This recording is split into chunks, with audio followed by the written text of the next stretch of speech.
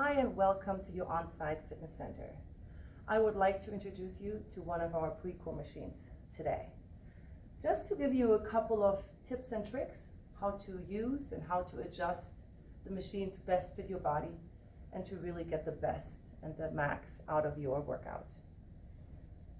If we're looking at a Precor machine, we usually first see a big sticker on the side.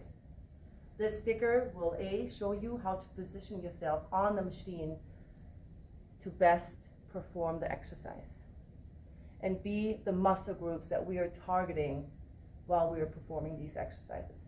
The machine behind me is the lat pull down and the seated row machine. So we can perform two different exercises.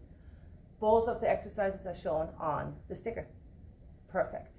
Another thing that you need to find is all the little orange and yellow knobs and pins, because each pin or knob will let you adjust something to best fit your body. So the lat pull down machine has the option of raising or lowering your knee pad to just slightly lay on your quads, not push down, not pinch your leg, but just lay on the top of your legs.